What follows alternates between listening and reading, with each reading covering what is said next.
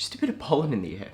Just roll the intro. Hey, what's going on everybody? Toy Story 4's just come out and I'm here to give you my thoughts on the movie. But before I do, maybe consider hitting that subscribe button just down below. Okay, so Toy Story 4 takes place obviously after Toy Story 3. Andy's all grown up now and he gives his toys away to this young girl called Bonnie. On her first day of orientation at kindergarten, she makes her own toy called Forky. This then brings forward the existential question of what it means to be alive and what brings life. Why am I alive? Yeah, this is the deepest, the funniest, and the most emotional of the Toy Story franchise. Those damn pollens are back again.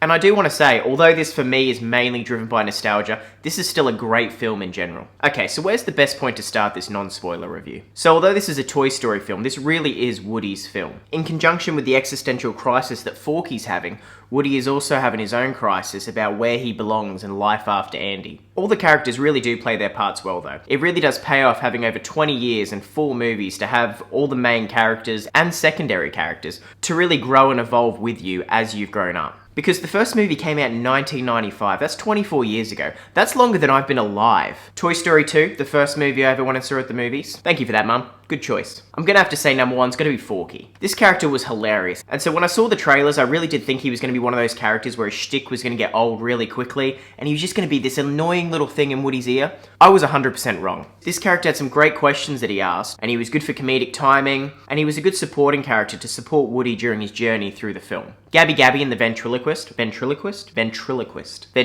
dolls, they're gonna give you nightmares for about a week. They're creepy. Key and Peele as Ducky and Bunny, hilarious. There's this one scene, I won't give it away, but all I'm gonna say, Grandma in the bathtub. When you see the movie, or if you've seen the movie, that for me was probably the funniest scene in the whole movie. And there were heaps of funny parts. Duke Kaboom, played by Keanu Reeves. This is really the summer of Keanu, I gotta say. Bo Peep is back. She was great. Even the little cameo characters like Combat Carl and things like that. Every character played their part no matter how small or how big. They were all there for almost the right amount of time. And of course, how can we forget Woody? As I said, this is Woody's story. Having this be the 4th film, you really do understand where he came from, where he is, and what he's going through. Okay, now my only complaint, which isn't really a complaint, it's more of a personal preference, I guess it would be, is that because this is Woody's story, Buzz kind of really does take a backseat and play more of a supporting character. He has a tiny bit of an arc, but more of a running gag than an arc. And for me as a Buzz Lightyear fan, that was kind of a bit of a downer. I would have wanted to see a bit more of him, but at the end of the day, the way they structured the film, it worked perfectly. So I think if they did have more Buzz in the film, they would have had to take away time from other elements of the film. I'm just a huge Buzz Lightyear supporter. I had the action figures, I watched the TV show. Buzz Lightyear of Star Command! Yeah, does anyone remember that? That's taking you back. My parents even took me to McDonald's to get the little Buzz Lightyear toys. That was back when McDonald's toys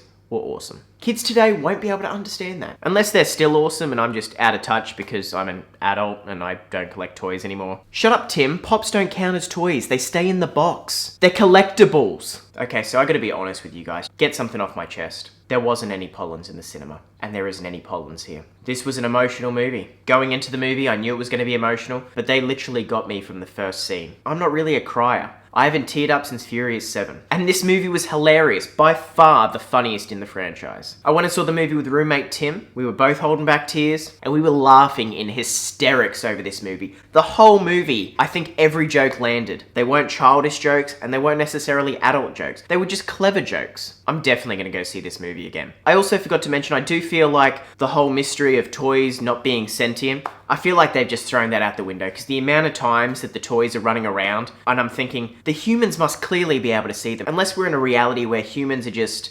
ridiculously stupid. But then I think as well, Jake, if you're watching a family movie, let's just take it down. Which is true, it's a family movie, so what are you gonna say? Alrighty, so rating time. Quality-wise, I'm gonna go like an 8, 8.5. This was a great film. As for my enjoyment, a 9. I love this film, it's got a huge nostalgia feel to me. Everything in the film was great. If you look on Rotten Tomatoes, it's on like 100%, 100%, 98%, 98%. This is a killer franchise. So after you've watched this, go see the movie as soon as you can. Get out of here. Now what I want you to do now, let me know in the comments your favorite Pixar movie, because there's so many now. Fun fact, Toy Story was actually the first computer animated movie. Remember to hit that subscribe button if you haven't. And if you have, like Isabella, thank you so much for subscribing, commenting, liking. It's just great to have you guys here watching, and I thank you for that. Once I've had a bit of time to breathe, I'm going to be putting Toy Story 4 into my Pixar ranking list. Going to be filming a video, uploading it, and putting it up there for you guys. So stay tuned, and hit that subscribe button. Thanks for watching again, guys, and as always, work hard, and be lucky.